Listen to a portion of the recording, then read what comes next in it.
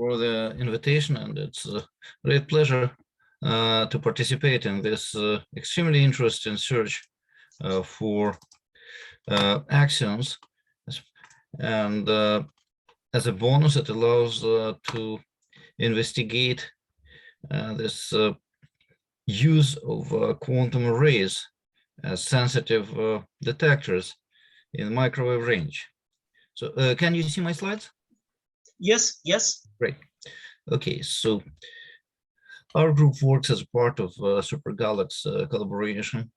The head of consortium is Professor Lisitsky, and this is the consortium, and this is our team, which includes myself, Professor Savelyev and Balanov, and Dr. Neves.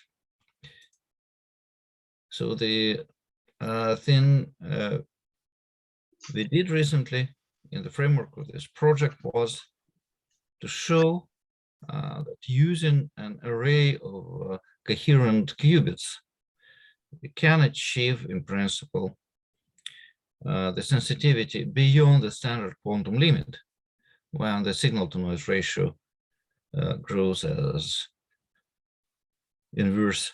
Well, the signal to noise ratio grows as a square of the number of qubits, and approach the so-called Heisenberg limit, which is the theoretically maximal limit when the signal grows as well linearly proportional to the number of sensitive elements. So to begin with, the motivation for this work was not related to axioms at all. We were considering what can be done when you have a large number of quantum elements which are not of so ideal parameters that they can be used directly as qubits in a universal quantum computer. And this we consider it as a way towards checking predictions of quantum mechanics on a large scale. As we know, since last 20 years or so, it became clear that there is no clear-cut boundary between the quantum and classical world. And so far, we found no indication that large enough quantum system cannot be maintained in, say, quantum superposition of states as long as decoherence processes can be controlled. So it turned out that you can use superconducting devices, which is especially interesting for two reasons. First, they are truly macroscopic, and quantum bits allow to realize quantum effects on at least mesoscopic scale when you have superposition of states with the tens and hundreds of millions of single particle states involved. And on the other hand, they are easier to fabricate because they take advantage of decades of development of Josephson junction technology, in particular in industrial applications such as voltage standards. So the theory of these elements is well established. You can play with this, you can do tunable couplings. This is why it is one of the leading and now platforms in all of quantum technologies. And they have, if considered as elements of electrodynamical circuits, they have very good parameters. The frequencies at which they work are naturally in the microwave range, and they have large decoherence times, not large enough, again, to already make superconducting universal quantum computers, but really large in now in microsecond range, and also the number of elements that can be put on the single such array is now counted in thousands.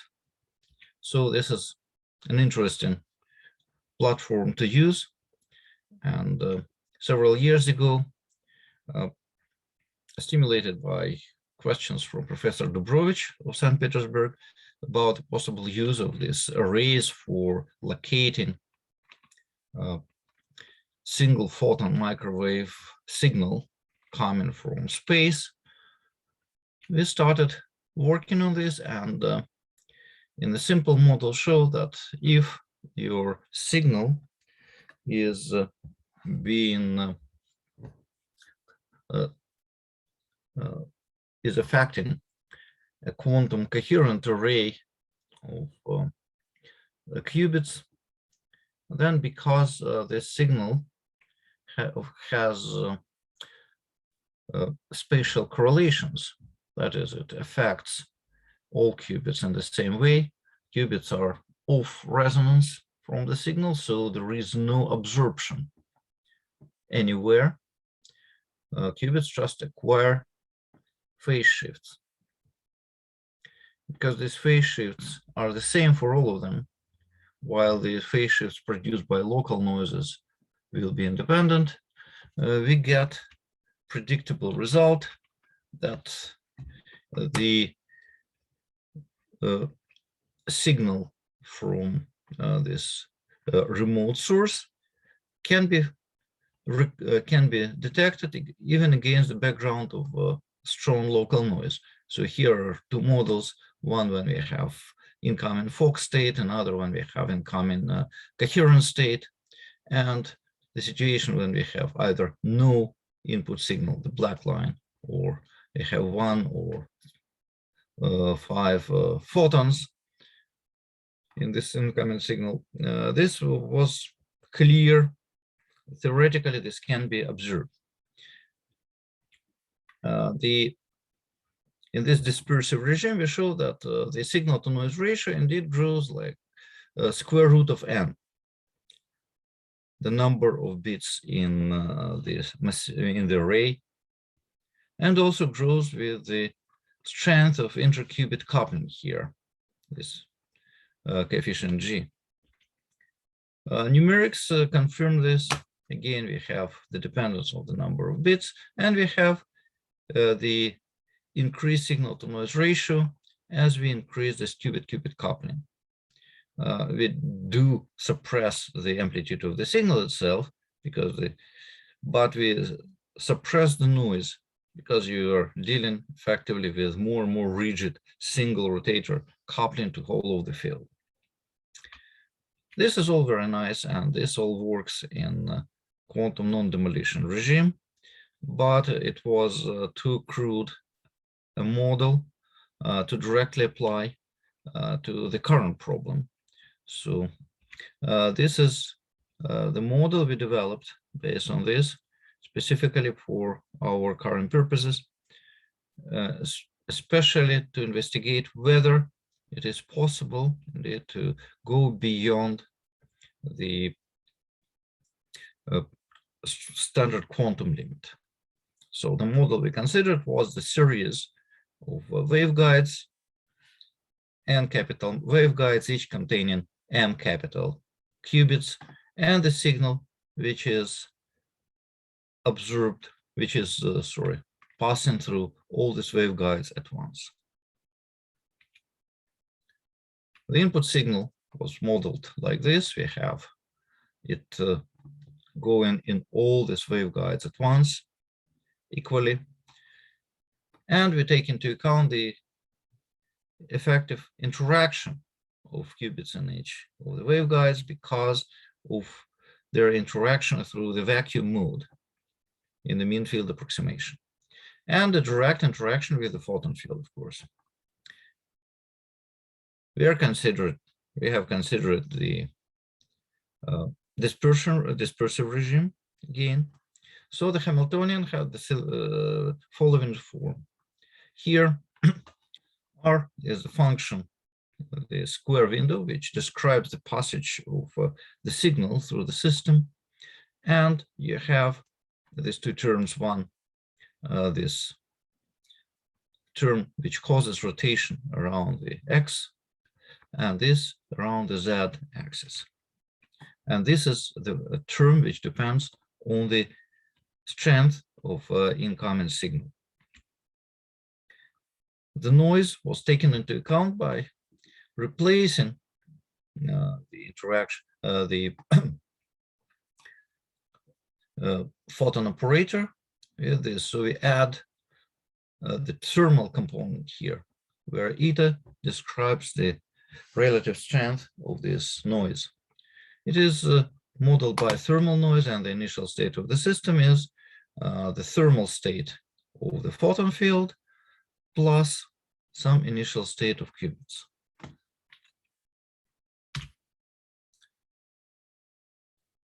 For uncorrelated qubits, the results were as follows.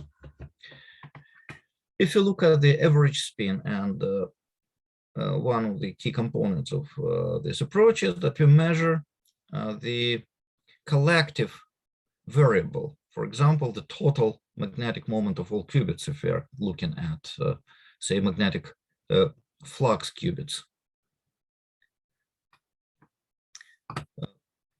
is given by this. Of course, you have the total number of qubits in the whole array. Delta here is the rotation induced by the effective coupling through the vacuum field, and theta angle is the rotation produced by interaction with the incoming signal. So the signal to noise ratio, in case when we have n photons, so average is taken over the state with n photons in the system, is proportional to square root of number of channels, and this coefficient R is, in this case, square root of number of qubit in each channel. So we have standard quantum limit in case of non-interacting, non-correlated qubits, interacting only through the effective mean field. This is not surprising. So we can calculate these averages explicitly.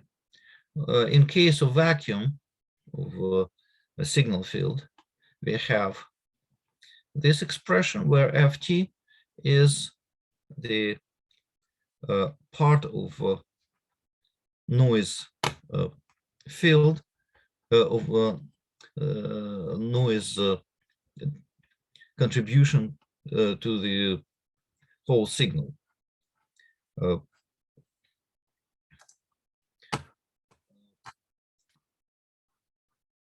And in case when we have one photon, we have this contribution. So of course, if we don't have any thermal noise whatsoever, our noise contribution will be zero and signal at a maximum. And if we analyze this picture, we find that for distinguishing between 0 and 1 photon in the incoming signal, it's optimal to have just one channel, but with a number of qubits in it.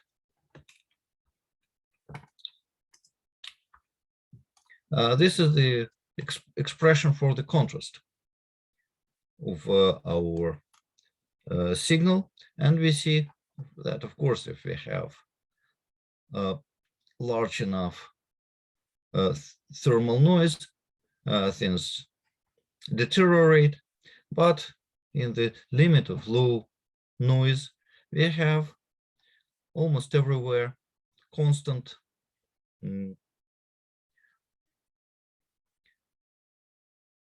contrast, quite significant, order of 2. So a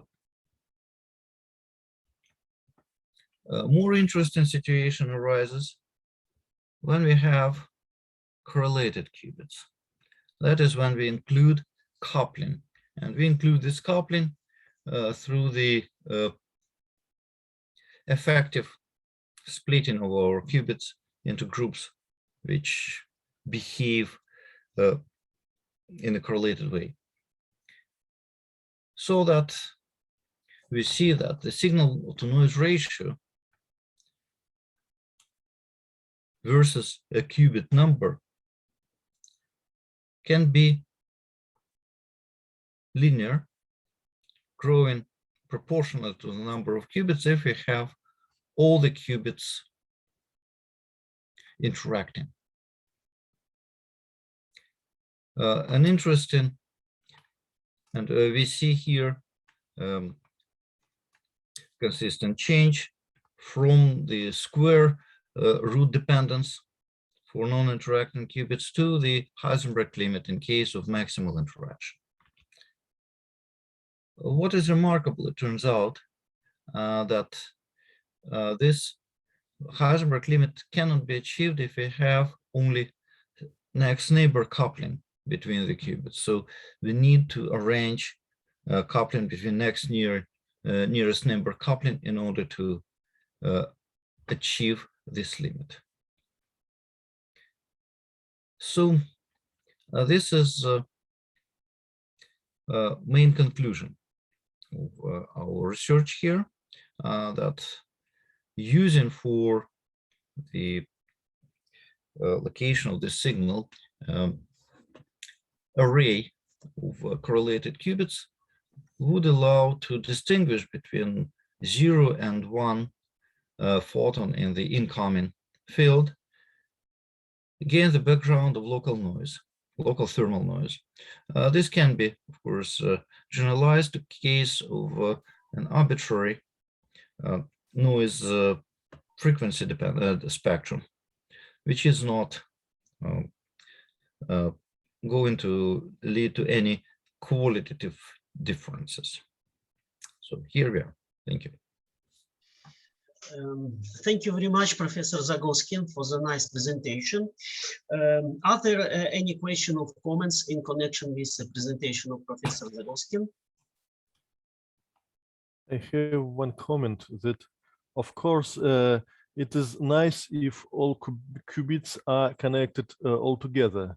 We know this from a general synchronization theory, but I think then this system will be quite complex and large. So if we try to realize it, due to this necessity to have a direct connection each to each, I think it will be quite difficult to implement. No, this is not, each to each is not necessary. The point is that, unfortunately, next neighbor is not enough. But I would say that arranging a coupling through arranging coupling to the next nearest neighbor, or even better, arranging a coupling to the common bus, so that we will have, in this case, we will have coupling proportional to this delta. In our model, this delta was through the coupling to vacuum field, and it was assumed to be small. But if we engineer our system, attaching, say, all these qubits to the common bus, then we will be able to get strong enough effective coupling without, I guess, too much complication to the structure of the system. Yes, thank you. Another question is that qubits have rather low coherence times. How it is assumed to use them for photons coming from axions? Because at low temperatures, it's supposed they actually, even at low temperatures, if thermal photons rate is very low, the photons will come with very low rate. Well, you see, the thing is that the important time is the time of passing of this axion through the system. the qubits need to maintain quantum coherence during this span of time. They don't need to maintain quantum coherence all the time. So roughly speaking, how will you understand that photons are coming? yes. As I said, if we are looking, say, at the noise, let me show you the previous pictures here. If we look at the noise in our system, what we actually see is the Fourier transform of the correlation function. So what we are actually getting is, say, photon coming in and photon coming out, so to speak. So we are interested in the correlations within this process, right? During this process. As long as our system can maintain quantum coherence at the times, like inverse frequency at which we observe our system, then everything is fine. We had years ago with the experimentalist from Jena, Illychev's group, and our theorists developed this method for observing actually Rabi oscillations in a qubit with short enough the coherence time so that it was impossible to do it directly in the time domain, but in frequency domain it was working very nicely. Exactly the same kind of reasoning, that when we are looking at frequency domain, we are interested only in the correlations in stationary state at the times of order of inverse frequency we are looking at. Thank you. Okay, please, another question, comments? Okay, thank you very much, Professor Zagoskin, for your nice presentation, a beautiful theoretical